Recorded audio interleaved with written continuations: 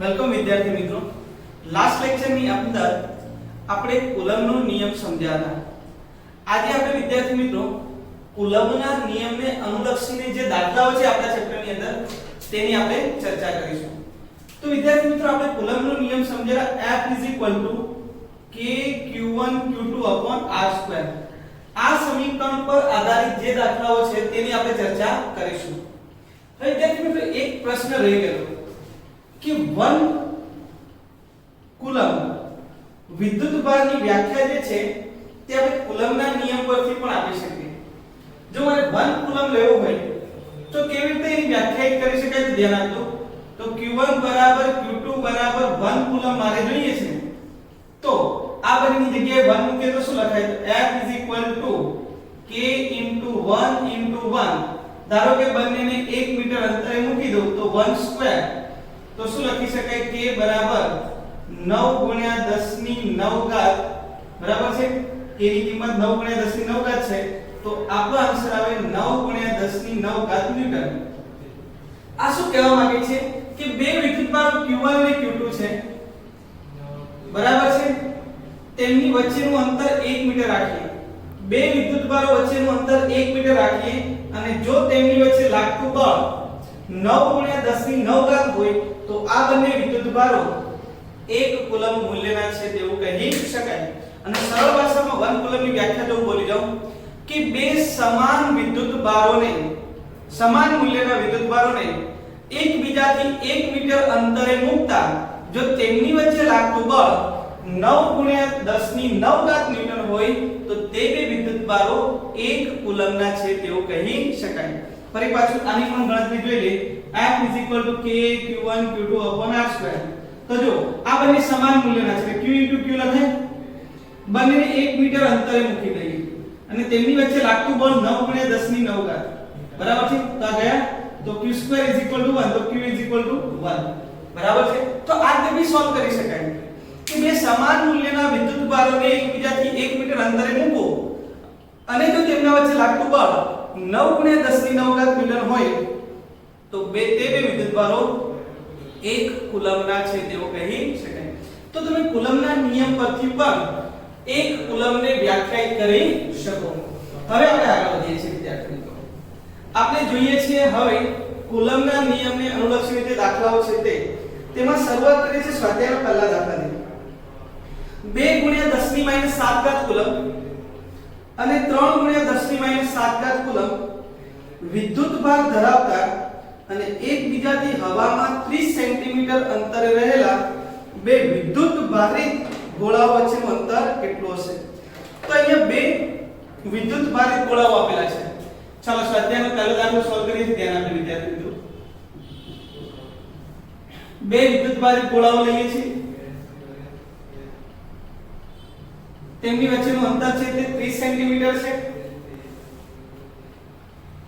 એક ગોળો જેના પરનો વિદ્યુતભાર છે 2 * 10⁻⁷ કુલમ્બ, બીજા ઉપર છે 3 * 10⁻⁷ કુલમ્બ બરાબર. તો હવે આ બંને વચ્ચે લાગતું આપણે બળ શોધવાનું છે. તો શું કરીશું વિદ્યાર્થી મિત્રો? સોલ્યુશન. તો આ બે ગોળાઓ છે તેમની વચ્ચેનું અંતર જે છે તેની સરખામણીમાં એનું પરિમાણ નાનું હોય તો આપણે આ ઇક્વેશન વાપરી શકીએ બરાબર છે. તો કુલમ્બના નિયમ મુજબ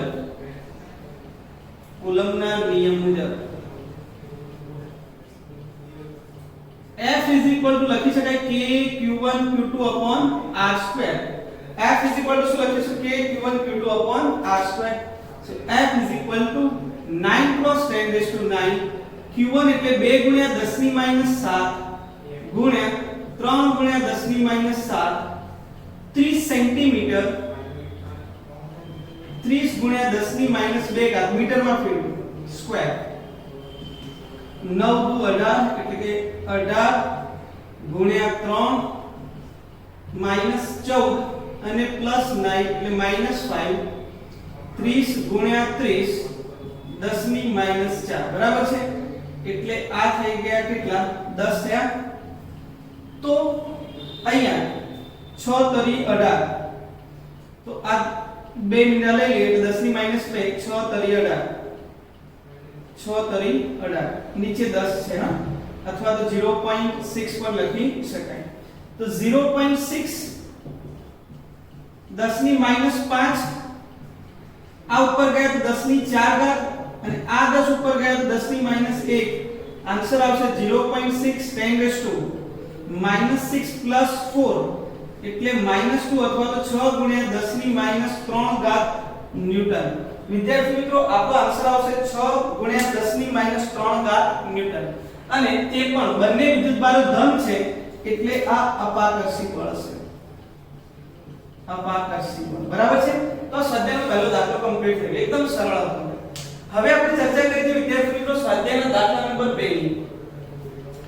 0.4 માઇક્રોકુલમ વિદ્યુતભાર ધરાવતા એક નાના ગોળા પર બીજા -0.8 માઇક્રોકુલમ વિદ્યુતભાર ધરાવતા નાના ગોળા વડે હવામાં લાગતું સ્થિત વિદ્યુતબળ 0.2 ન્યૂટન છે.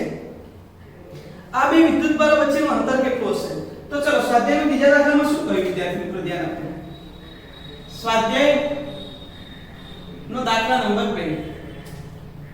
તો અહીંયા બે ગોળાઓ પરનો વિદ્યુતભાર આપી દીધેલો છે.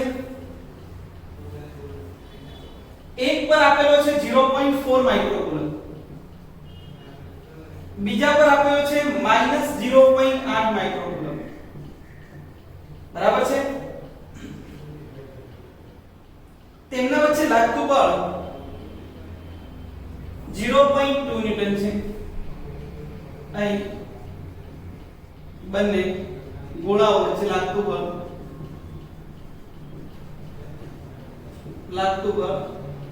0.2 ન્યૂટન છે. તો અહીંયા બળ કોની વચ્ચે આપ્યું છે? તો જો એક નાના ગોળા પર બીજા -0.8 માઇક્રોકુલમ વિદ્યુતભાર ધરાવતા નાના ગોળા વડે એટલે આના વડે આના પર લાગતું બળ આપ્યું છે. એટલે 1 પર લાગે છે 2 વડે. બરાબર છે. કેટલું આપેલું છે? તો 0.2 ન્યૂટન. તો અહીંયા આપણને પૂછ્યું કે બંને વચ્ચેનું અંતર કેટલું? ધારો કે બે ગોળાઓ વચ્ચેનું અંતર આ છે. ધારો કે બે ગોળાઓ વચ્ચેનું અંતર r છે. તો કુલમના નિયમ મુજબ શું લખીશું? કુલમના નિયમ મુજબ F લખી શકાય k q1 q2 upon શું લખાય વિદ્યાર્થી મિત્રો? r2. હવે અહીંયા બળ જે છે તે આપેલું છે 1 પર લાગતું બળ 0.2 ન્યૂટન. k એટલે 9 ગુણ્યા 10 ની 9 ઘાત.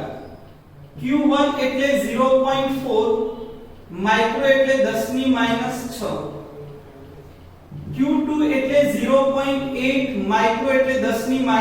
વિદ્યાર્થી મિત્રો q1 અને q2 ના મૂલ્યો લેવાના છે. બળ એ કુલમ્બિયન બળ આપણે શું કહ્યું હતું કે કુલમ્બિયન બળ જે છે તે વિદ્યુતભારોના મૂલ્યોના ગુણાકારના સમપ્રમાણમાં અને તેમની વચ્ચેના અંતરના વર્ગના વ્યસ્તપ્રમાણ. અહીંયા જે વિદ્યાર્થી મિત્રો માઈનસ સાઇન અને પ્લસ સાઇન જે છે તે કયા પ્રકારનું બળ ઉદ્ભવશે અથવા બળની કઈ દિશા હશે ને તેના માટે અગત્યનું છે. અહીં આપણે મૂલ્ય શોધીએ છીએ k q1 q2 r2. આ આપણે શોધવાનું છે.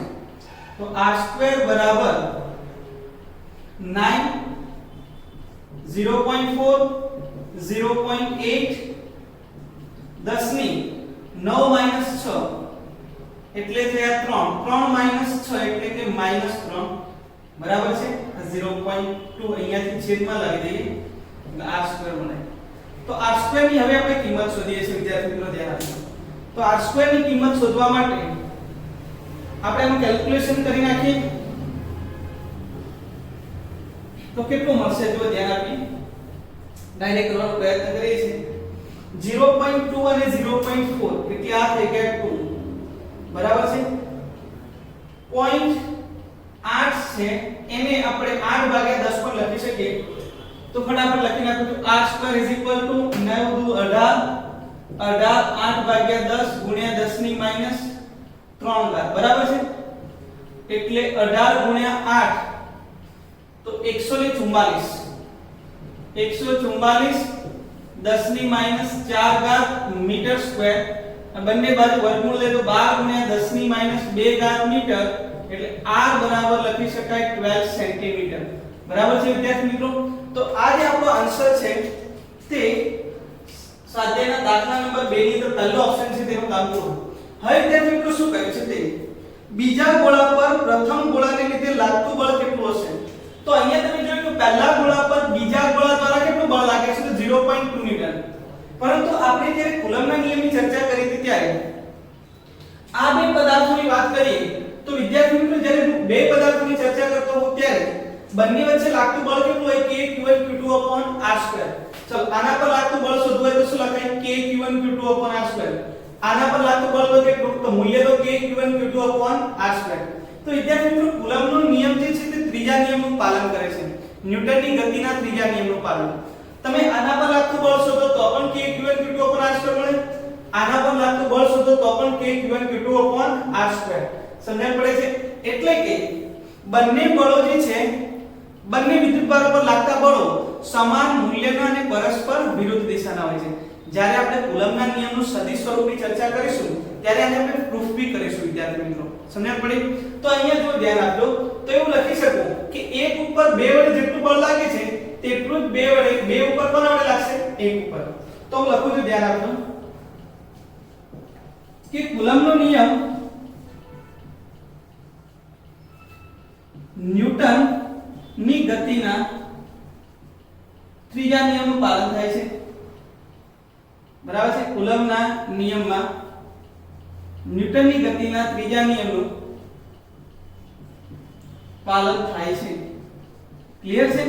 માટે એવું કહી શકાય કે 0.4 માઇક્રોકુલમ્બ પર -0.8 માઇક્રોકુલમ્બ વડે જેટલું બળ લાગે છે તેટલું જ બળ -0.8 માઇક્રોકુલમ્બ પર 0.4 માઇક્રોકુલમ્બ લગાવે છે. માટે 0.8 માઇક્રોકુલમ્બ વિદ્યુતભાર પર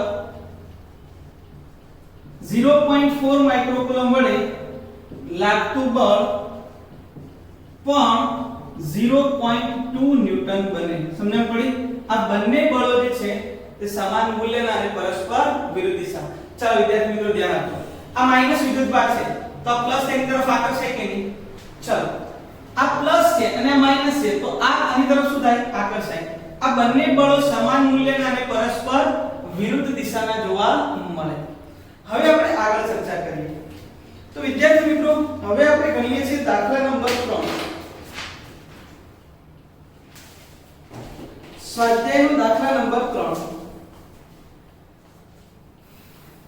Ke²/GMEMP ગુણોત્તર પરિમાણ રહિત છે તેમ ચકાસો. બરાબર છે? આપેલો ગુણોત્તર જે છે તે પરિમાણ રહિત છે તેમ ચકાસો. ભૌતિક અચળાંકો ધરાવતા કોષ્ટકમાં જુઓ અને આ ગુણોત્તરનું મૂલ્ય શોધો. આ ગુણોત્તર શું સૂચવે છે તેની પણ ચર્ચા કરો વિદ્યાર્થી મિત્રો. તો હવે આપણે ચર્ચા કરીએ છીએ સ્વાધ્યાયના દાખલા નંબર 3 ની. ચાલો વિદ્યાર્થી મિત્રો આ દાખલો છે તે કોઈ પણ રીતે સોલ્વ કરવાનો, ગમે તે રીતે સોલ્વ કરી શકાય કેમ કે મેથડ બહુ બધી છે. બરાબર છે? બધી કિંમતો મૂકો, બધાના પારિમાણિક સૂત્ર મૂકો તો પણ તમારો દાખલાનો આન્સર આવી જાય. અને હું ડાયરેક્ટ સોલ્વ કરવાનો પ્રયત્ન કરું છું.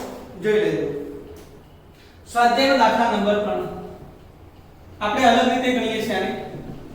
સ્વાધ્યાયનો દાખલા નંબર 3 શું કહ્યું? Ke²/GMEMP આ પરિમાણ રહિત છે તેવું સાબિત કરો. શું સાબિત કરવાનું છે? પરિમાણ રહિત છે તેવું સાબિત કરવાનું છે. વિદ્યાર્થી મિત્રો આને તમે શું કરો તો K નું પારિમાણિક સૂત્ર મૂકો, E એટલે વિદ્યુતભારનું પારિમાણિક સૂત્ર મૂકો, G નું પારિમાણિક સૂત્ર મૂકો, પછી દળના પારિમાણિક સૂત્ર મૂકીને પણ સોલ્વ કરી શકાય. હવે એક સરળ પદ્ધતિનો ઉપયોગ કરું છું, ધ્યાન આપજો કે કુલમ્બના નિયમ મુજબ ડાયરેક્ટ કેવી રીતે સોલ્વ કરી શકાય તે જુઓ. કુલમ્બના નિયમ મુજબ લખી શકાય F K(Q1Q2)/r². અહીંયા તમે જુઓ બંને વિદ્યુતભાર જે છે તે ઇલેક્ટ્રોનના છે તો લખીશ E(E)/r², લખીશ Ke²/r². વિદ્યાર્થી મિત્રો આના પરથી હું ડાયરેક્ટ જ લખીશ કે F(r²) Ke² અથવા Ke² બરાબર શું લખીશ? F(r²). આપણે આ ઇક્વેશન બનાવી દીધું. હવે બીજું જે છે તે ગુરુત્વાકર્ષણના નિયમ મુજબ ગુરુત્વાકર્ષણના નિયમ મુજબ શું લખી શકાય? F G me mp r². કેમ કે ઇલેક્ટ્રોન અને પ્રોટોન વચ્ચે લાગતું બરાબર છે બળ છે, તો આ ઇલેક્ટ્રોનનો વિદ્યુતભાર અને આ પ્રોટોનનો બંનેના મૂલ્ય સરખા છે એટલે સ્ક્વેર આવશે. આના પરથી પણ તમે જોઈ શકો વિદ્યાર્થી મિત્રો G me mp શું લખાય? F r². આમાંનું સમીકરણ નંબર 2 બની ગયું. હવે બંનેની કિંમત અહીંયા મૂકી દો માટે ke² G me mp. વિદ્યાર્થી મિત્રો ધ્યાન આપજો, પારિમાણિક દ્રષ્ટિએ હવે જોવાનું છે. તો આનું પારિમાણિક સૂત્ર બરાબર ke² બરાબર લખીશ fr², અને આને પણ લખીશ fr². વિદ્યાર્થી મિત્રો ન્યૂટનનું પારિમાણિક સૂત્ર અને ન્યૂટનનું પારિમાણિક સૂત્ર કેન્સલ થઈ જશે. અંતરનો વર્ગ એટલે L2 અને L2 પણ કેન્સલ થઈ જાય. સીધું જ તમે લખી શકો કે આ પરિમાણ રહિત છે. કેવું છે? પરિમાણ રહિત. તો તમે ડાયરેક્ટલી સોલ્વ કરી શકો.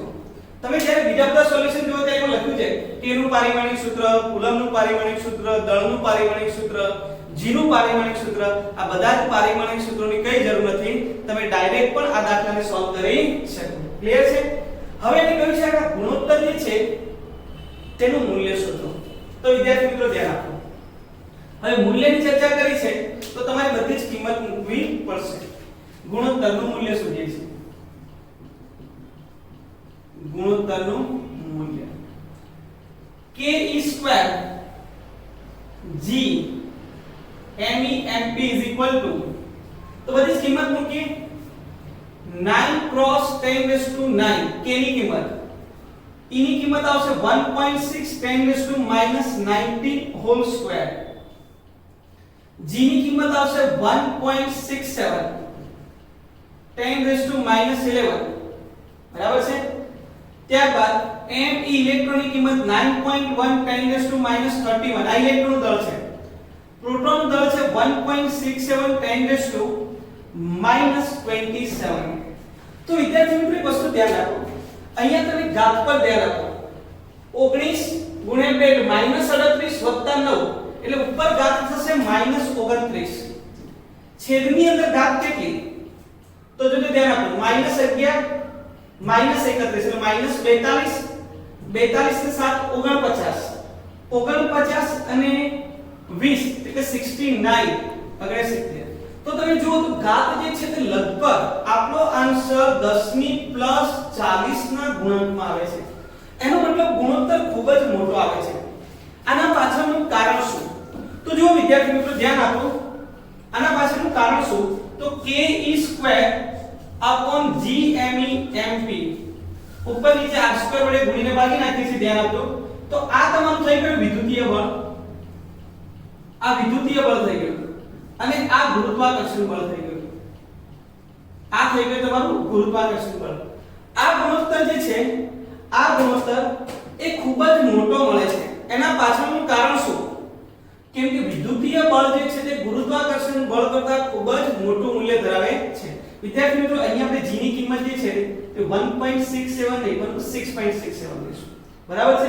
તમે જ્યારે ગુણોત્તર લેશો ત્યારે આ વિદ્યુતીય બળનું મૂલ્ય ખૂબ જ મોટું હોવાને કારણે આ ગુણોત્તર છે તે ખૂબ જ મોટો મળે છે. તમે જ્યારે ચેપ્ટર નંબર 1 ધોરણ 11 ની અંદર જ્યારે મૂળભૂત બળોની ચર્ચા કરી હતી ત્યારે કહ્યું હતું વિદ્યાર્થી મિત્રો કે ગુરુત્વાકર્ષણ બળ એ સૌથી નબળું બળ છે. ગુરુત્વાકર્ષણ બળ જે છે તે સૌથી નબળું બળ છે. તેની સાપેક્ષે વિદ્યુતીય બળ જે છે તે ખૂબ જ મોટા મૂલ્યનું હોય છે. માટે તમને આ ગુણોત્તર ખૂબ જ મોટું મળે છે. ચાલો વિદ્યાર્થી મિત્રો આ g ની મૂલ્ય ધ્યાન રાખી અને આનું સોલ્યુશન કરજો તો તમને ઘાત જે છે તે 10 ને 40 ના ગુણાંકમાં મળશે, જે ગુણોત્તર ખૂબ જ મોટો કહી શકાય. કારણ વિદ્યુતીય બળ એ ગુરુત્વાકર્ષણ બળ કરતાં ખૂબ જ મોટું છે. તો અહીંયા આ સ્વાધ્યાયનો દાખલા નંબર 3 કમ્પ્લીટ, જે આપણો કુલમ્બના નિયમ પર આધારિત હતો. હવે વિદ્યાર્થી મિત્રો આપણે આગળ વધીએ છીએ સ્વાધ્યાયના દાખલા નંબર 12 પર જઈએ. સ્વાધ્યાયના દાખલા નંબર 12 ની રકમ વાંચું છું, ધ્યાન આપો. કોપરના અલગ કરેલા બે ગોળાઓ A અને B ના કેન્દ્રો વચ્ચેનું અંતર 50 સેન્ટીમીટર છે. જો દરેક પરનો વિદ્યુતભાર 6.5 × 10⁻⁷ કુલમ્બ હોય તો તેમની વચ્ચે પરસ્પર લાગતું અપાકર્ષણ બળ કેટલું હશે? તો વિદ્યાર્થી મિત્રો આપણે અહીંયા બળ શોધવાનું છે. A અને B વચ્ચેના અંતરની સરખામણીએ તેમની ત્રિજ્યાઓ અવગણી શકાય તેવી છે, એનો મતલબ બંને બિંદુઓ છે અને બંને બિંદુઓ હોય તો આપણે સરળતાથી કુલમના નિયમથી તેમની વચ્ચે લાગતું બળ શોધી શકીએ. ચાલો તો હવે ગણીએ છીએ સ્વાધ્યાયનો દાખલા નંબર 12. સ્વાધ્યાયનો દાખલા નંબર 12 ની વાત કરીએ તો અહીંયા બે આપણને કોપરના ગોળાઓ આપેલા છે. આ બે કોપરના ગોળાઓ છે. બંને પર વિદ્યુતભાર આપેલો છે 6.5 * 10⁻⁷ કુલમ. 6.5 10⁻⁷ coulomb, 6.5 10⁻⁷ coulomb. અને તેમની વચ્ચેનું અંતર જે છે તે 50 સેન્ટીમીટર છે. તેમની વચ્ચેનું અંતર 50 સેન્ટીમીટર. તો અહીં કુલમના નિયમ મુજબ બંને વચ્ચે લાગતું બળ શોધીએ છીએ. કુલમના નિયમ મુજબ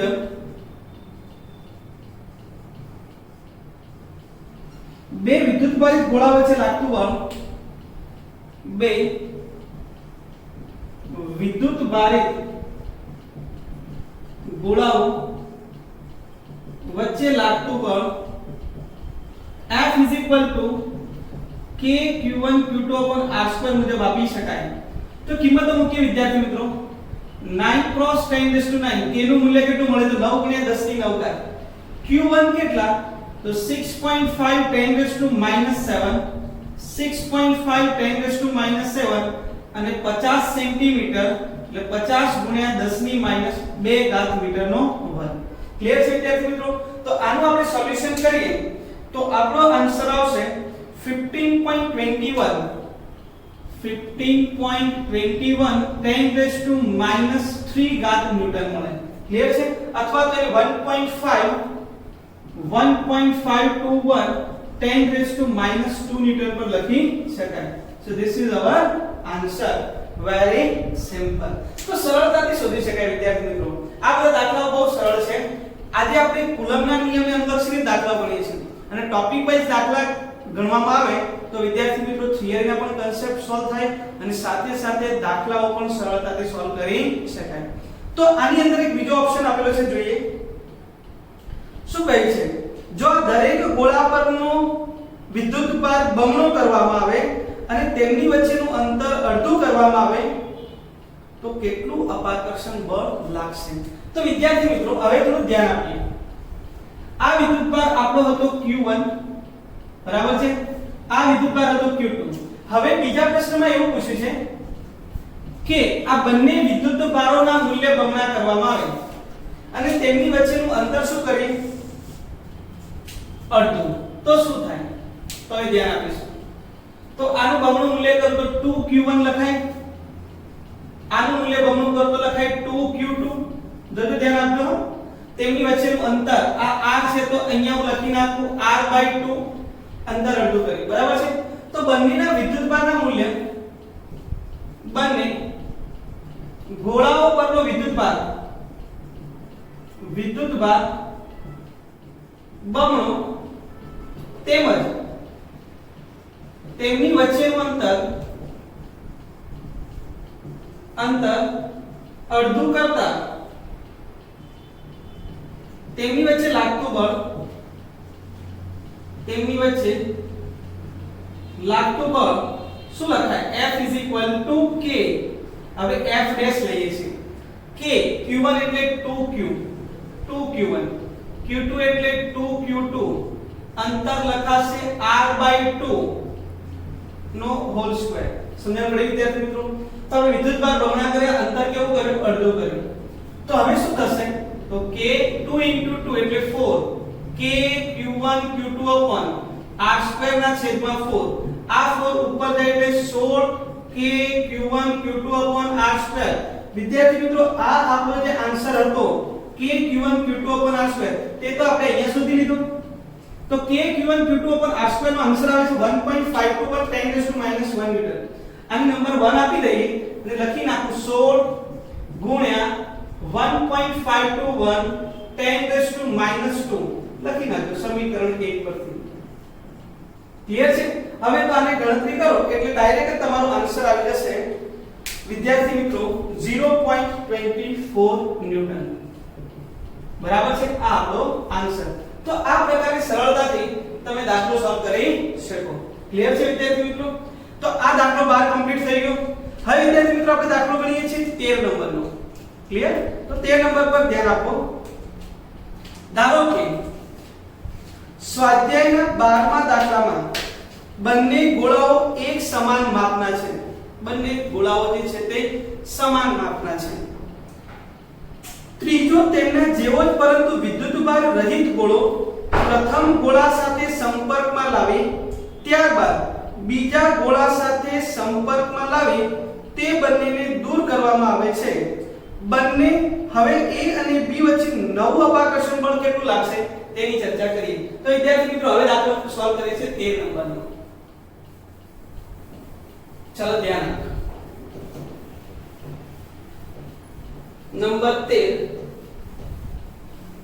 બે ગોળાઓ સમાન હોય અને તેમને એકબીજા સાથે સંપર્કમાં લાવીને વિદ્યાર્થી મિત્રો છૂટા પાડવામાં આવે તો બંને ગોળાઓ પર સમાન મૂલ્યનો વિદ્યુતભાર વિતરિત થાય આપણે આવી વાત આગળ કરી હતી બરાબર છે આની પાસે q વિદ્યુતભાર છે આ વિદ્યુતભાર રહિત છે બંનેને એકબીજાના સંપર્કમાં લાવીને છૂટા પાડો તો બંને ઉપર સમાન મૂલ્યના વિદ્યુતભાર વિતરિત થાય કેટલા q/2 તો અહીંયા શું કહ્યું છે કે બંને ગોળાઓ એક સમાન માપના છે એટલે આપણી પાસે બે ગોળાઓ હતા બરાબર છે આને હું કહી દઉં A અને કહી દઈ B શરૂઆતમાં બંને પરના વિદ્યુતભાર આપણે જાણીએ છીએ વિદ્યાર્થી મિત્રો સ્વાધ્યાયના 12મા દાખલાનો ઉપયોગ કરવાનો છે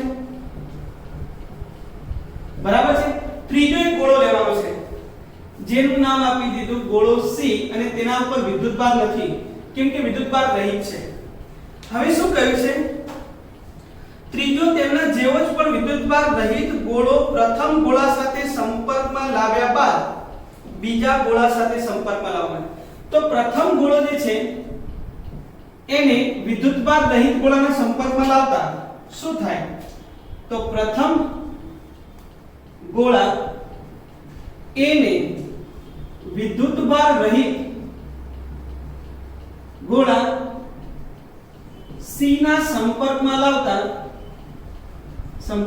લાવતા વિદ્યાર્થી મિત્રો ધ્યાન આપજો આ બંનેને એકબીજાના સંપર્કમાં લાવો તો આનો વિદ્યુતભાર અડધો અડધો આ બંને પર શું થઈ જાય વિતરિત થઈ જાય આને આપણે નામ આપી દઈએ QA બરાબર છે આને નામ આપી દીધું QB અને આના પર QC શરૂઆતમાં કેટલો છે 0 છે હવે આ બંને પર અડધો અડધો વિતરિત થઈ જાય એટલે A અને C ઉપર આ બંનેનું ટોટલ એટલે QA જેટલું થઈ જાય તો આને મળે QA/2 અને આને મળે QA/2 ક્લિયર છે હવે તે જ રીતે શું કરવાનું છે હવે આ C ને B સાથે સંપર્કમાં લાવવાનું ફરી વાક્ય રચના સાંભળજો ત્રીજો તેમના જેવો જ પણ વિદ્યુતભાર રહિત ગોળો પ્રથમ ગોળા સાથે સંપર્કમાં લાવી ત્યારબાદ બીજા ગોળા સાથે સંપર્કમાં લાવવાનો આને આના સાથે સંપર્કમાં લાવ્યા બાદ હવે આના સાથે સંપર્કમાં લાવો તો બીજા ગોળા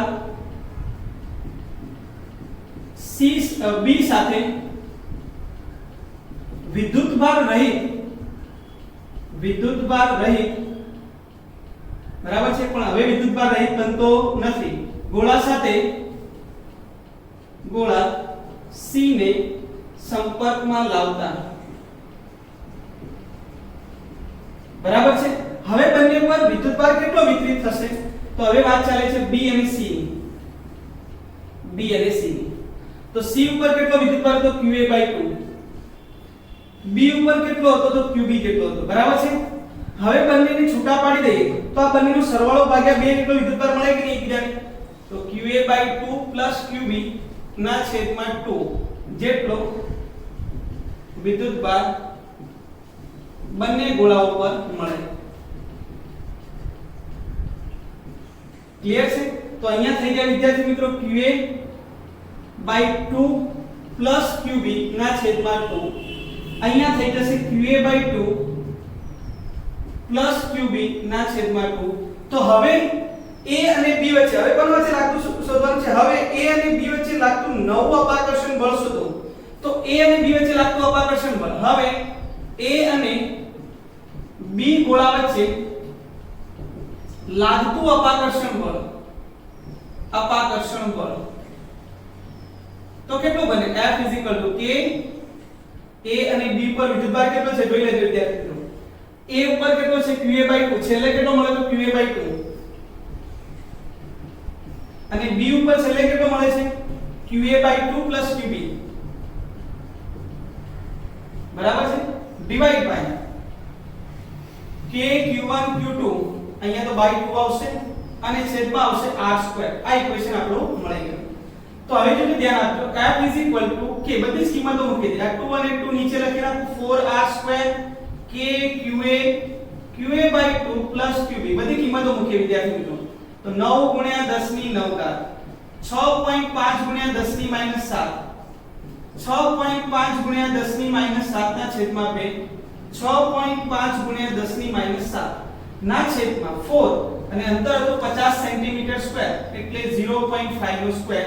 તો આનું સોલ્યુશન કરીએ તો આપણો આન્સર આવશે વિદ્યાર્થી મિત્રો 5.7 મિલી ન્યૂટન. 5.7 મિલી ન્યૂટન. તો આ પ્રકારે વિદ્યાર્થી મિત્રો આપણે સ્વાધ્યાયનો દાખલા નંબર 13 સોલ્વ કરી. ચાલો વિદ્યાર્થી મિત્રો આ 13 નંબરનો દાખલો કમ્પ્લીટ થઈ ગયો. આમ જોવા જઈએ તો આ થોડો કોમ્પ્લિકેટેડ લાગે છે અને હજુ સરળ બનાવવાનો પ્રયત્ન કરો અને બીજી રીતે સોલ્વ કરી આ દાખલાને. Second method. ચાલો વિદ્યાર્થી મિત્રો આ બંનેના વિદ્યુતભાર સરખા છે.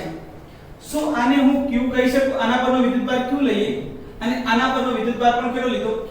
ધ્યાન આપજો વિદ્યાર્થી મિત્રો. આનો વિદ્યુતભાર q, આનો વિદ્યુતભાર q, આનો વિદ્યુતભાર 0. હવે આ બંનેને સંપર્કમાં લાવીને છૂટા પાડતા આનો વિદ્યુતભાર થઈ જાય q/2, આનો વિદ્યુતભાર થઈ જાય q/2. ક્લિયર છે વિદ્યાર્થી મિત્રો? હવે પણ લાવવાના છે b અને c ને સંપર્કમાં. આનો q અને આનો q/2. તો q + q/2 એટલે 3q/2 થાય. અને આના પણ અડધા અડધા વેચાઈ જાય એટલે આનો થઈ જાય 3q/4 અને આ થઈ ગયો 3q/4. ક્લિયર છે? હવે તમે જુઓ તો a અને b ની વાત કરીએ તો a ઉપર હવે છેલ્લે કેટલો વિદ્યુતભાર આવ્યો તો q/2, b ઉપર કેટલો આવ્યો 3q/4 અને હવે આ રીતે લખી શકાય f k q/2 3q/4 upon શું લખાય r2. સો 3/8 k એટલે 9 ગુણ્યા 10 ની 9 ઘાત 6.5 10 7 6.5 10 7 અને 0.5 નો સ્ક્વેર. તો અહીંયા પણ તમે સરળતાથી આન્સર મેળવી શકો. તો આ એક સરળ પેટર્ન હતી. તમારી પાસે બે પેટર્નથી મેં દાખલા સોલ્વ કર્યા. તમને જે અનુકૂળતા આવે તે પેટર્નથી દાખલો સોલ્વ કરી શકાય. આન્સર સાચો આવવો જોઈએ.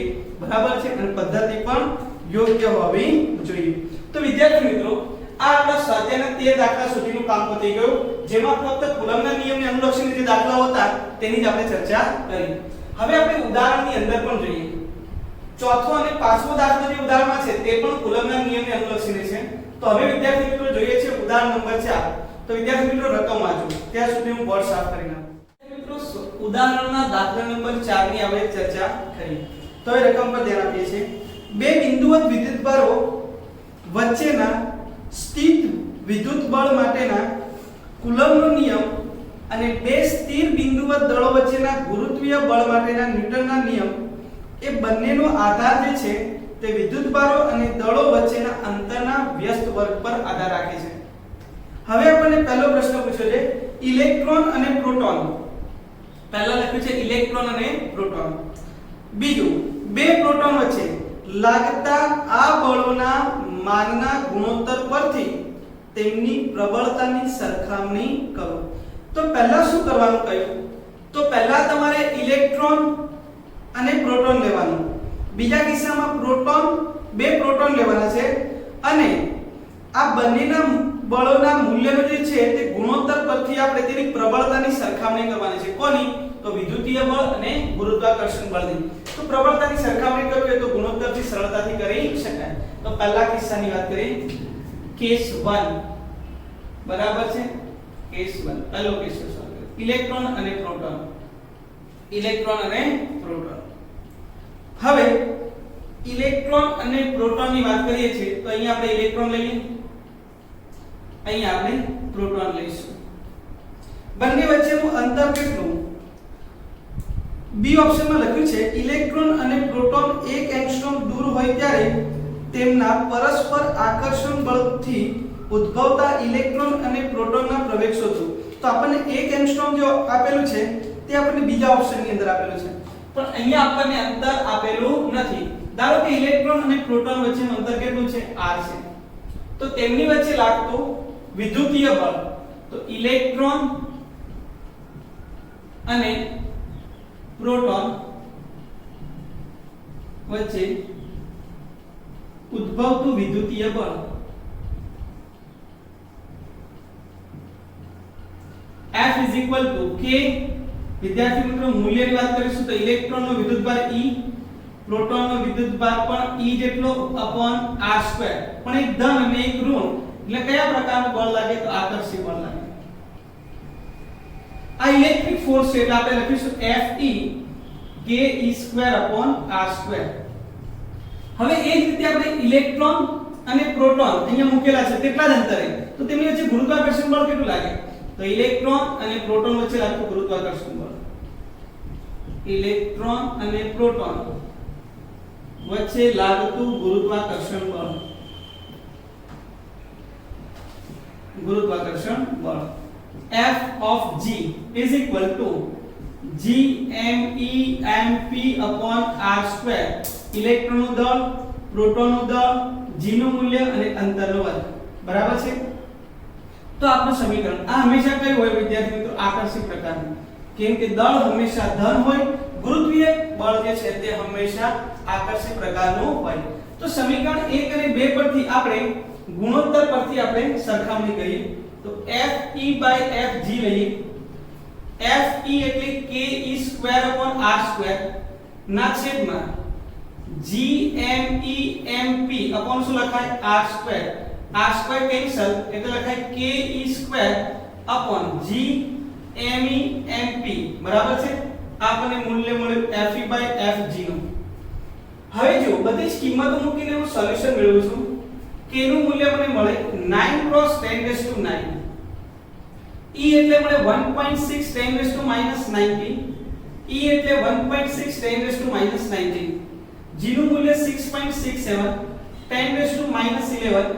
ઇલેક્ટ્રોનનું દળ વિદ્યાર્થી મિત્રો 9.1 10⁻31 અને પ્રોટોનનું દળ 1.67 10⁻27.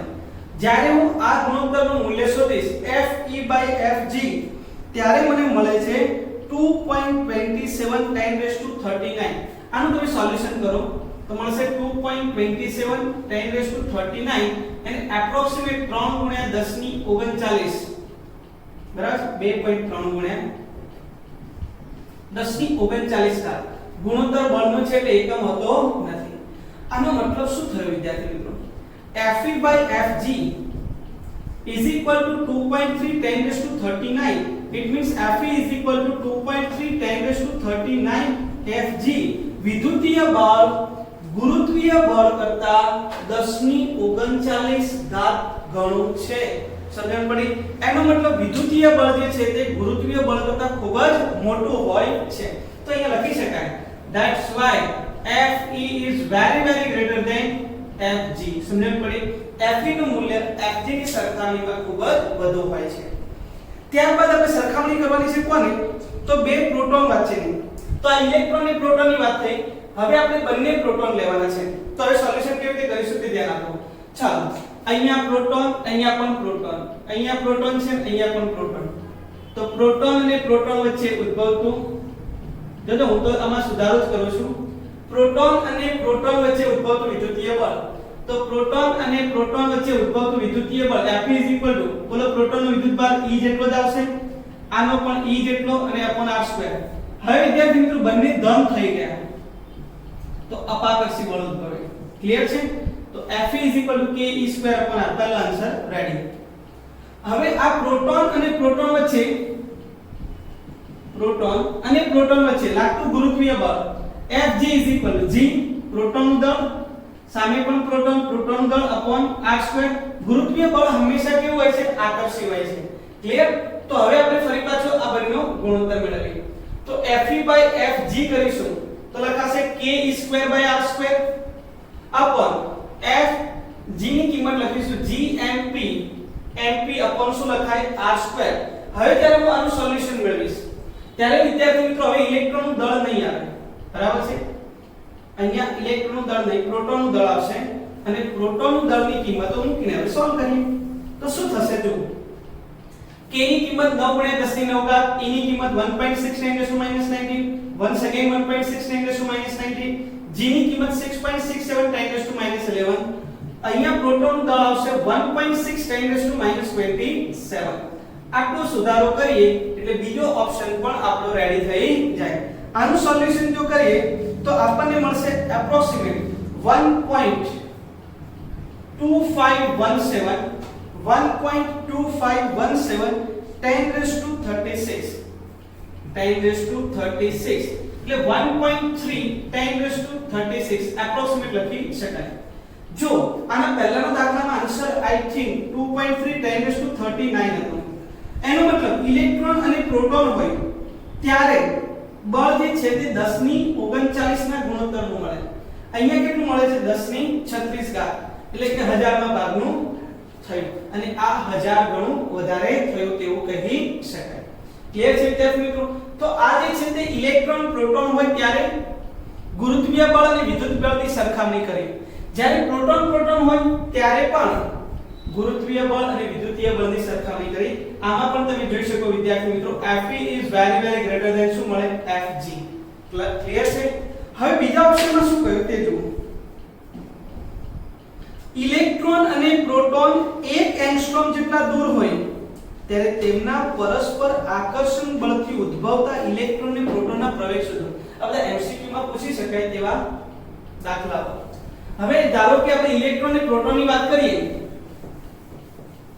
ચાલો ઇલેક્ટ્રોન અને પ્રોટોનની વાત કરીએ. અહીંયા છે ને વિદ્યાર્થી મિત્રો એક વસ્તુ ધ્યાન રાખવા જેવી હતી. આપણે સરખામણી કરીને હવે આ દાખલો સોલ્વ કરીએ ને તો વધારે મજા આવશે. ઇલેક્ટ્રોન અને પ્રોટોન છે તે એકબીજાથી 1 એંગસ્ટ્રોમ જેટલા અંતરે છે અને બંનેના પ્રવેગ શોધો. ચાલો આ ઇલેક્ટ્રોન અને આ પ્રોટોન. વિદ્યાર્થી મિત્રો આ ઋણ વિદ્યુતભારી છે અને આ ધન વિદ્યુતભારી. બંને એકબીજા તરફ આકર્ષાય. બરાબર છે? બંને એકબીજા તરફ આકર્ષાય છે. દળના કારણે પણ આકર્ષાય અને વિદ્યુતીય બળના કારણે પણ આકર્ષાય. એનો મતલબ આના પર બંને પ્રકારના બળો લાગે વિદ્યાર્થી મિત્રો. ગુરુત્વીય બળ પણ લાગે અને વિદ્યુતીય બળ પણ લાગે. પરંતુ આના અગાઉ જે બંને કિસ્સાઓ જોયા એમાં તમે જોયું કે વિદ્યુતીય બળનું મૂલ્ય ગુરુત્વીય બળની સરખામણીમાં ખૂબ જ મોટું હોય છે. એનો મતલબ એ થયો કે આ બંનેના જ્યારે હું પ્રવેગની ચર્ચા કરતો હોઉં અને પ્રવેગ શોધતો હોય ત્યારે કયું બળ ધ્યાનમાં લખું? Fe કે Fg? તો લખીશ Fe. કેમ કે Fg નું મૂલ્ય એટલે ગુરુત્વીય બળનું મૂલ્ય વિદ્યુતીય બળની સરખામણીમાં એટલું નાનું હોય કે તમે તેને અવગણી શકો. એટલે જ આ બધા કિસ્સાઓની ચર્ચા કરી કે જેમાં તમને સાબિત કરીને બતાવ્યું વિદ્યાર્થી મિત્રો Fe is very greater than Fg. That's why when we are discussing about the electric force acting between them or between the two charges, then always we are considering only electric force. તેમાં ખાલી વિદ્યુતીય બળની ચર્ચા કરીશું. તેનામાં ગુરુત્વીય બળની ચર્ચા કરવાની નથી. ચલો આ બંને વચ્ચે લાગતું ગુરુત્વીય બળ શોધીએ. સોરી વિદ્યુતીય બળ શોધીએ. કેટલું અંતર છે? તો 1 એંગસ્ટ્રોમ જેટલું અંતર આપેલું છે. શોધી નાખી વિદ્યુતીય બળ. બંને વચ્ચે લાગતું વિદ્યુતીય બળ. F is equal to K-Q1 Q2 upon R2.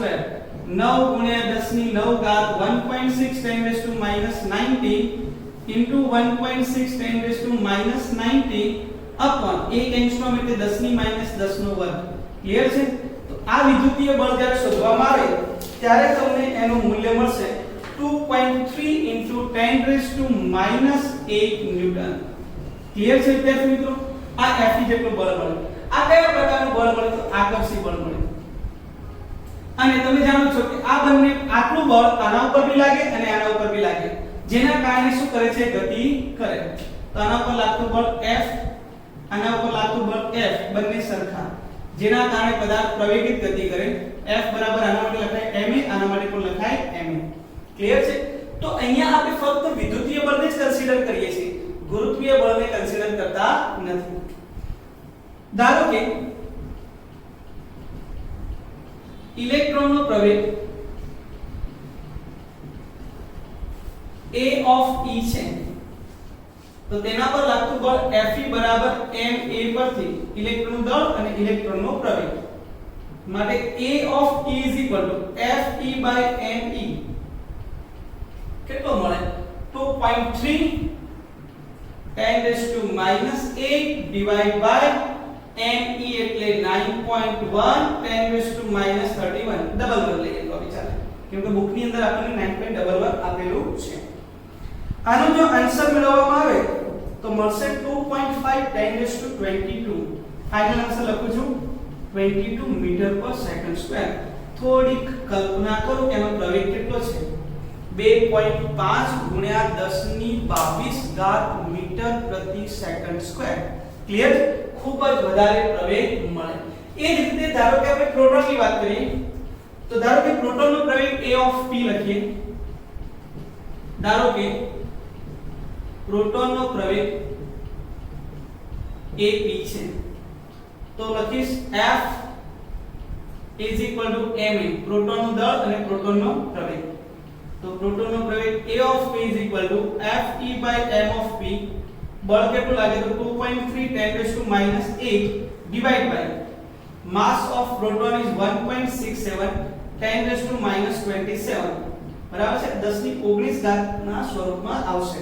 તો આનો આન્સર આપણને મળે 1.4 એપ્રોક્સિમેટ 1.4 10⁻19 કેટલો મળે છે 10⁻19 ઘાત પ્રવેગ છે કે મીટર પ્રતિ સેકન્ડ સ્ક્વેર.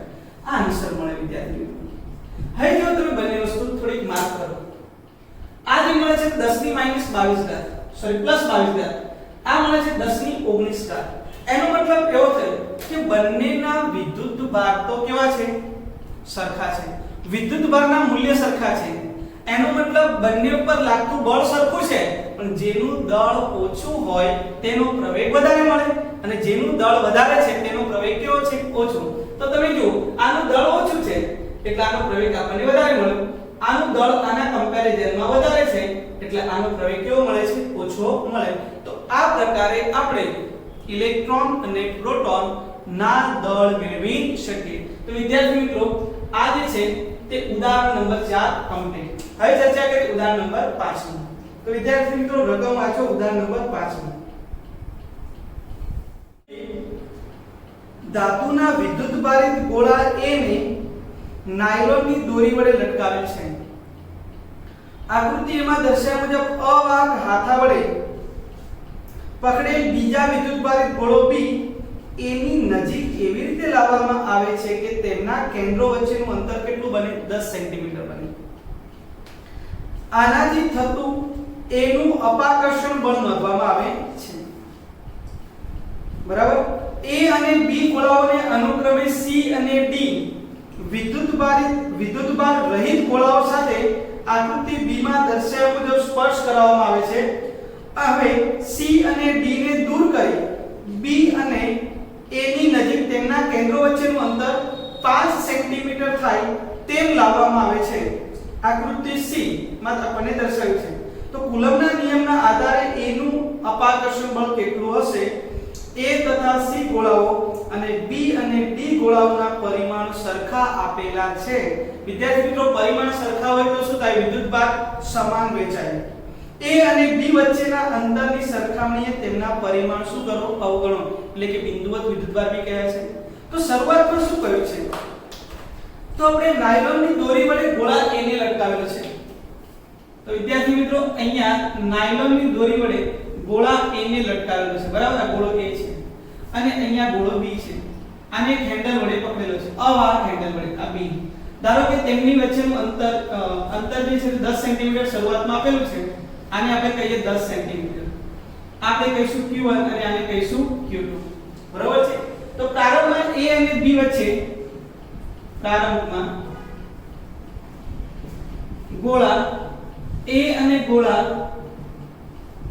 B વચ્ચે લાગતું વિદ્યુતીય બળ એટલે કુલમ્બના નિયમ મુજબ આપી શકાય F k Q1 Q2 r² એટલે 10 સેન્ટીમીટર નું સ્ક્વેર. બરાબર છે. હવે શું કરીશું? વિદ્યુતભાર રહિત ગોળાઓ C અને D ને અનુક્રમે A અને B ના સંપર્કમાં લાવવામાં આવે. ક્લિયર છે? તો વિદ્યુતભાર રહિત